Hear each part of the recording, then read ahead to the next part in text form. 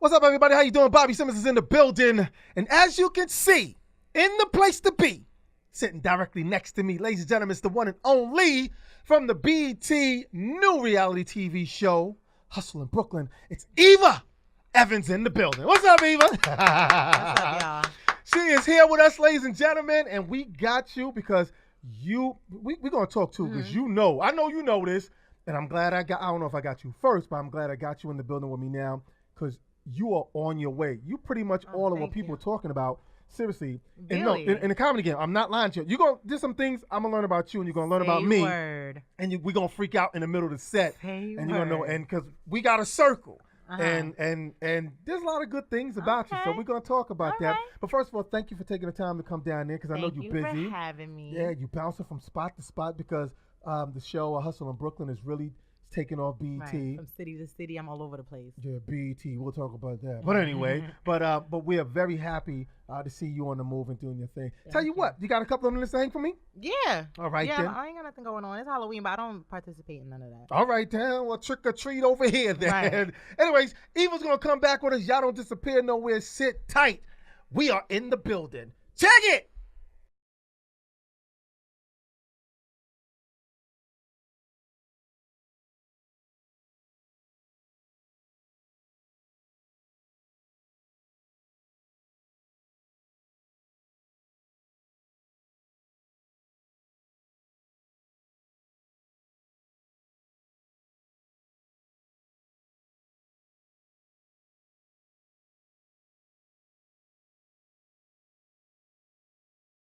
Welcome back, y'all. Bobby Simmons, Party 101.9. Thank y'all so much for joining me back here with my special guest, Eva Evans, in the building.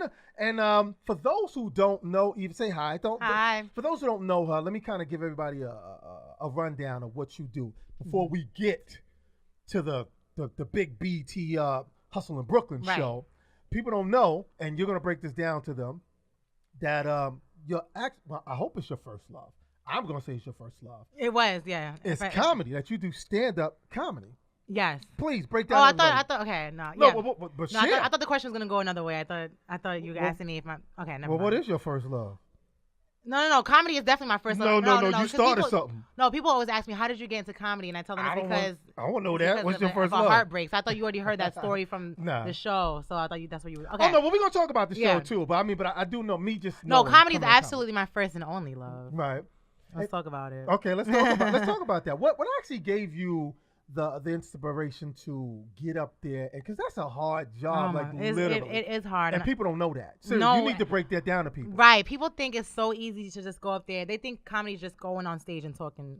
Can I say shit? Yeah, you can do that. Oh, you can say shit, whatever you want to say. Oh, okay. Open doors for Eva. All right, bet. Yeah, no, people think it's just going on stage, grabbing a mic, and talking shit. Right. And there's a whole science to it. There's a structure to it. Yeah, I mean, I read books on it. I'm trying to get better every day. Right. I'm only 3 years in, and I'm just trying to grow.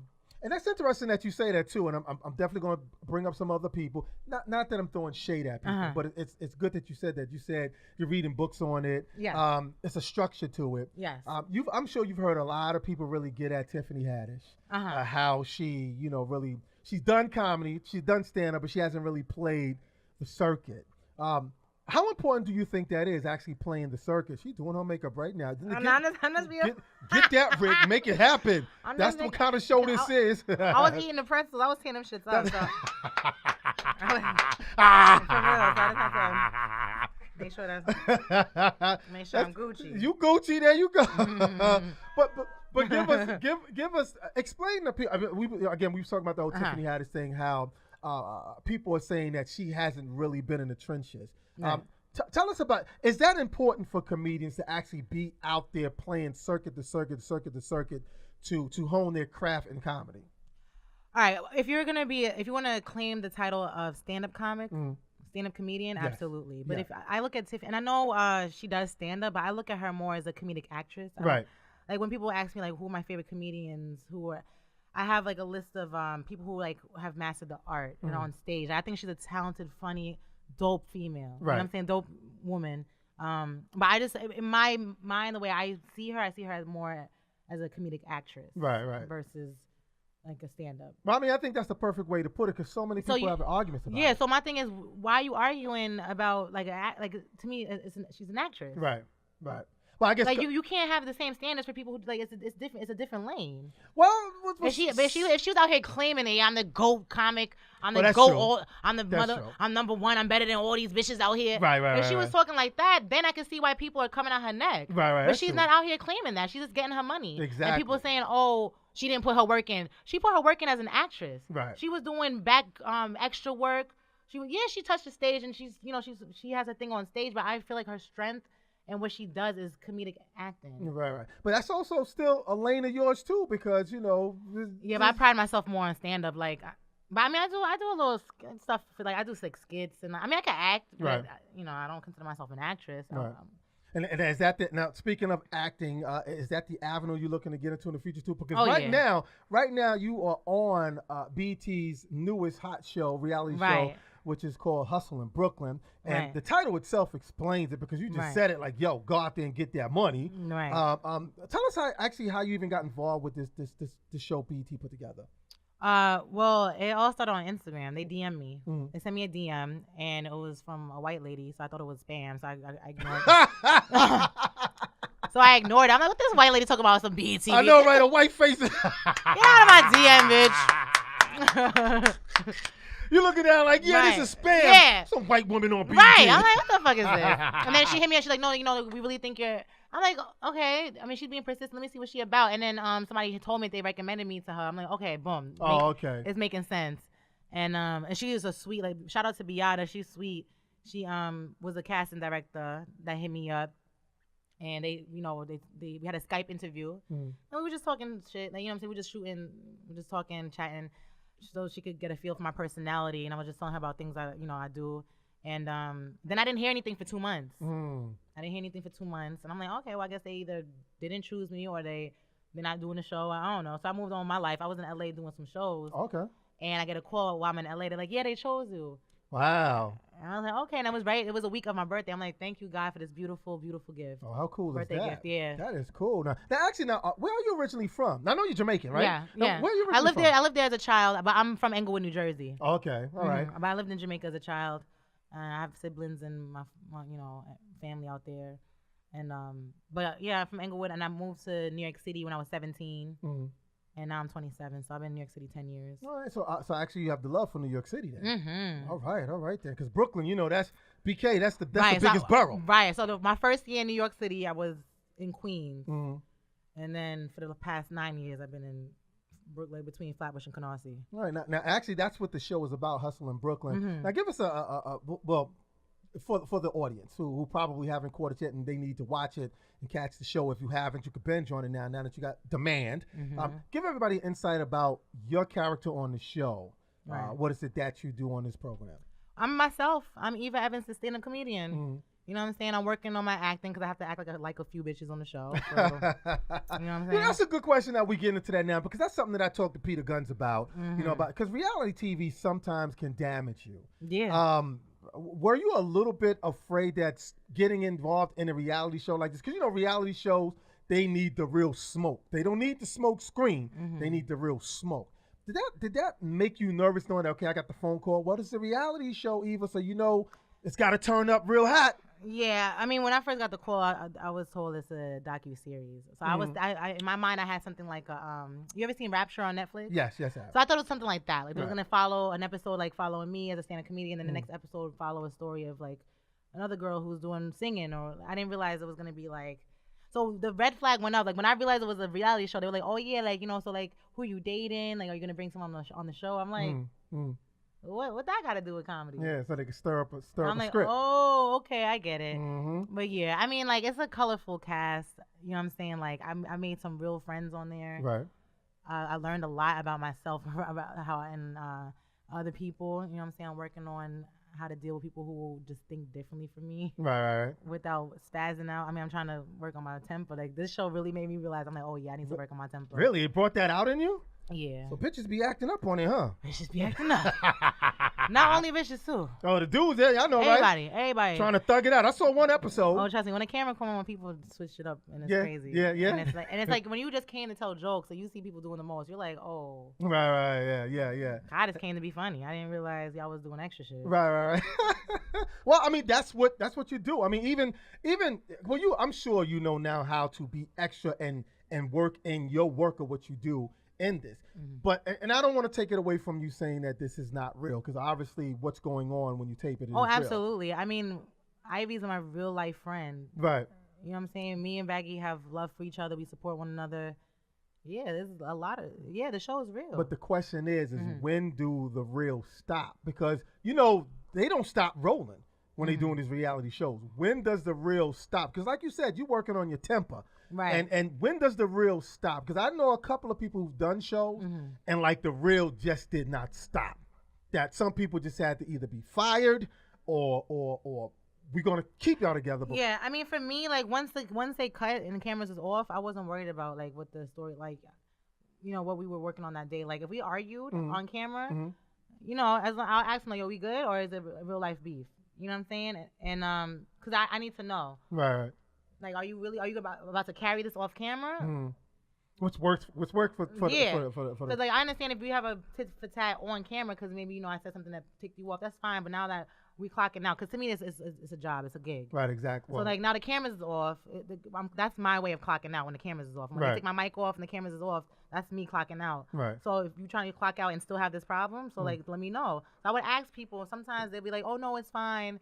And you hear them talking crazy off camera, and you're like, "Boy, I just asked you if there was a real life issue." Yeah, because they want to turn up in the game. They know this is my moment to turn up. Everything's fine. We good. Camera come on. Yeah, bitch. Yeah. I just asked you if there was a problem. I see this as good television for you. It's like you don't let your spirit or your soul get tainted even when the camera's on and when the camera's off. And I think that's good. A lot of people really, well, you just said it. You said you're working on that. Yeah. Because they can't turn it up because it's television. Right. And when they put a little bit of money in your hand, when the bigger check comes, when they look at you with Right. And then my whole thing is, I'm not trying to. I want this. This is like I love BT. Shout out to BT. But this is just the beginning for me. Right, you know what I'm saying? Right. So I don't want NBC or ABC to see me wilding on. Right. That's what I was going to ask you, because in the editing room they can make you look like how they want you to look. Right. You know what I'm saying? Like, and sometimes they force you to play that out. I mean, my thing is they can edit you and make you look crazy, but they can't make shit happen. Like you did it. Right.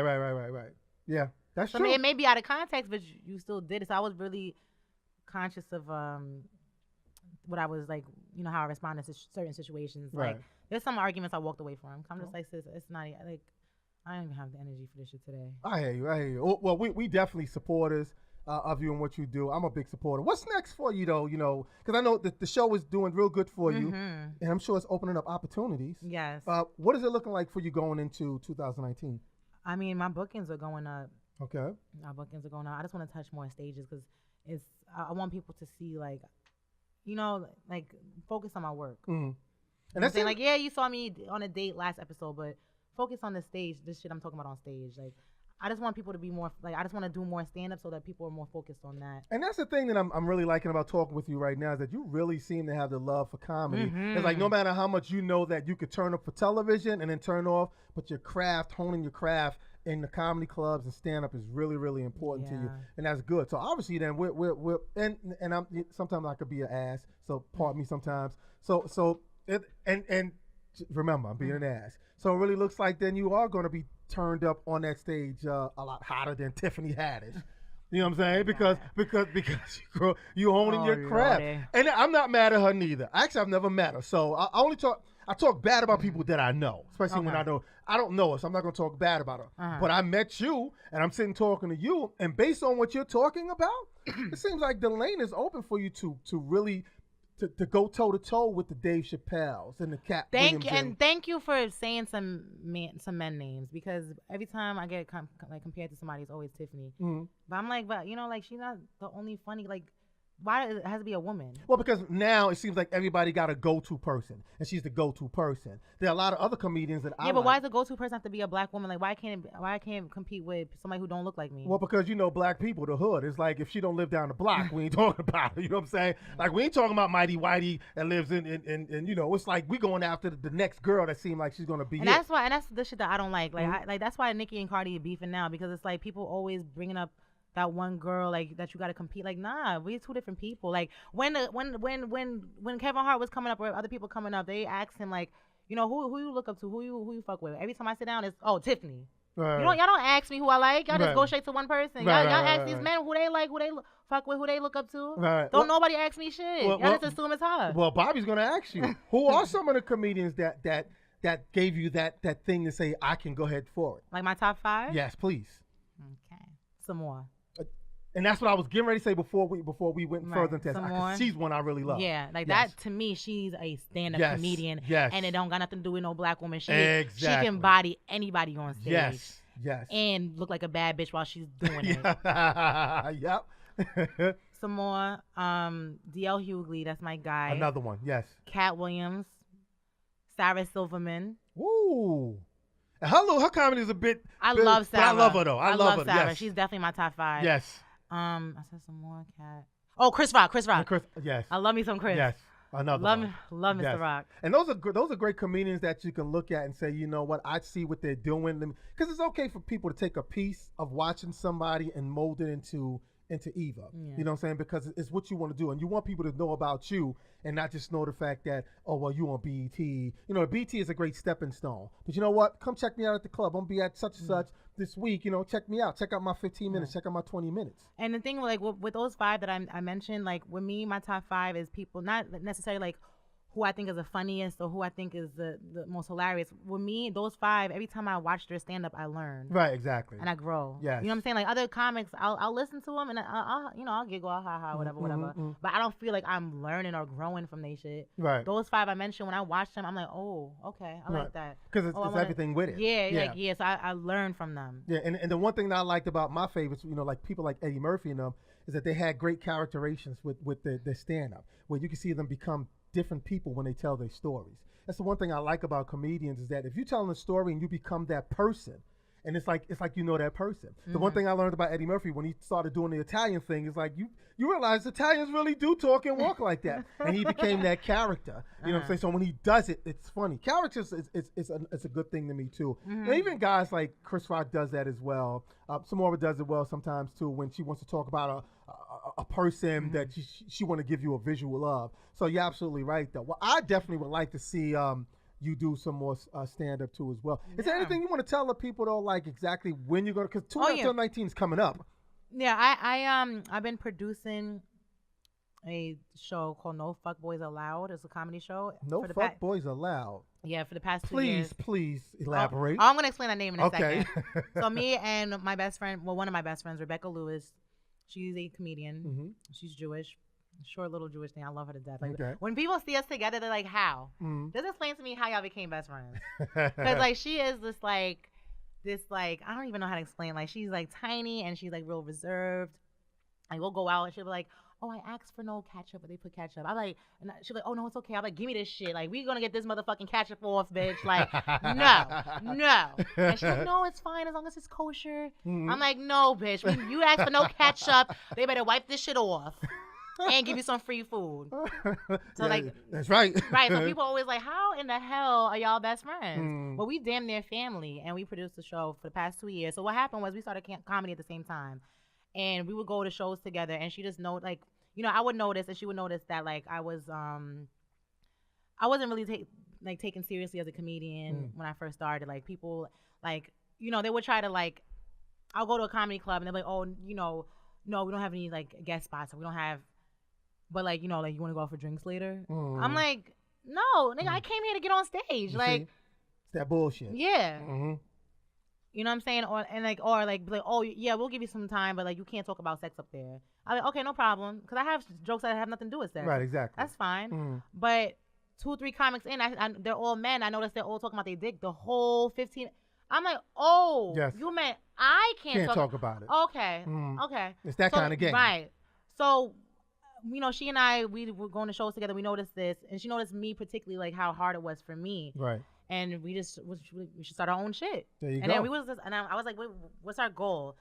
And she was like, I don't want no fuckboys in there. There you go. I got it now. Once you said that, I got it. And then we just named it No Fuckboys Allowed. And we've been doing it. And we have men on our show. It's just that they are men who see women as equal. Right. See women for their talent. And that's good. Yeah. So it's not like it's a No Boys Allowed club. Yeah, it's just no fuckboys. Exactly. And that's something that we definitely need. I am one definitely proud of you for my first time meeting you. Thank you. Knowing that the work that you do, I appreciate it. And I'm actually looking forward to lots more than just this BET show. Yeah. And like you just said, you putting together other shows with your people. Right. I also do comedy at Rikers Island, so if you ever got locked up.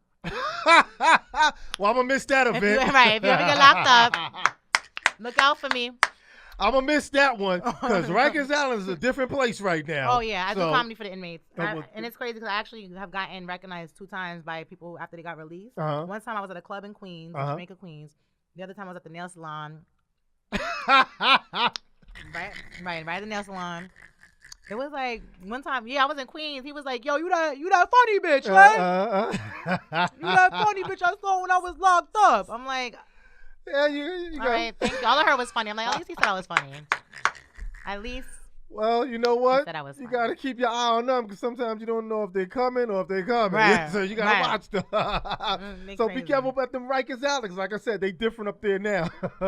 But I am so glad that you're out there in the trenches. And you just spoke about comics and people who just appreciate women comedians who are out there doing their thing. And I am one who definitely appreciate it. I love funny. If it's funny, I'm laughing. That's it. Again, if it's funny, it's funny. Exactly. Who cares what it looks like coming out? Like, who cares? Just focus on the funny. Yes, and for me, like I said, characters. If someone can do different characters, it works for me. But funny is funny. I have like a couple of characters I do on my Really? My yeah, I have a Jamaican guy. I have a guy from Brooklyn. So the Jamaican guy name is Delroy.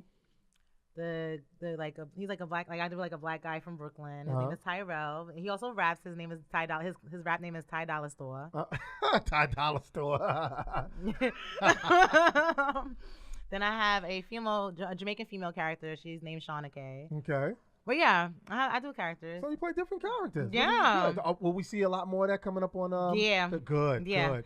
I actually was gonna come out in character today. I'm like, I should come out in character just like for a costume. I don't do Halloween. I didn't do it as a kid. I don't really need to do it. That's all right. It's okay though.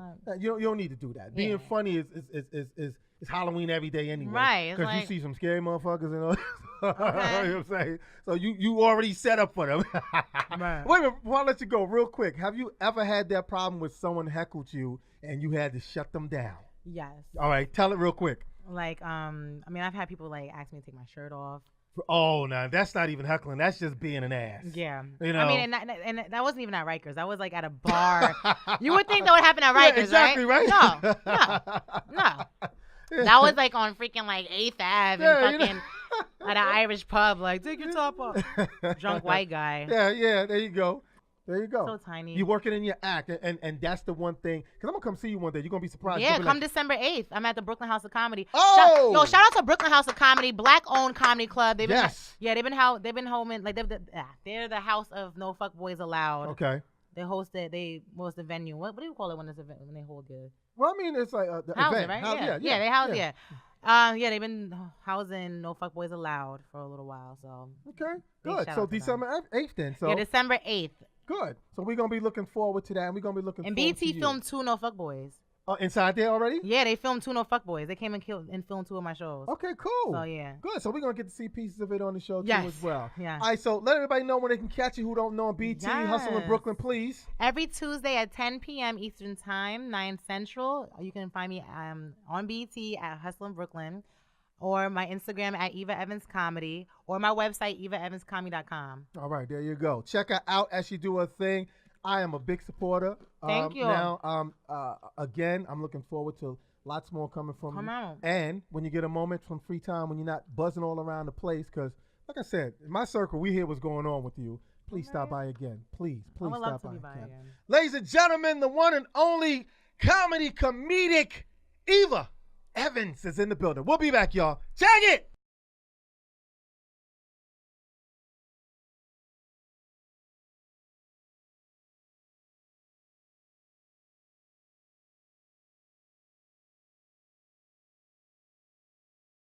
Hey, this is Eva Evans, and you are listening to Party1019.com. Hey, y'all, this is Eva Evans, and you are listening to The Bobby Simmons Show on Party1019.com. Hey, y'all, it's Eva Evans, and you are watching Mic Check 1 2 with Bobby Simmons. She got it.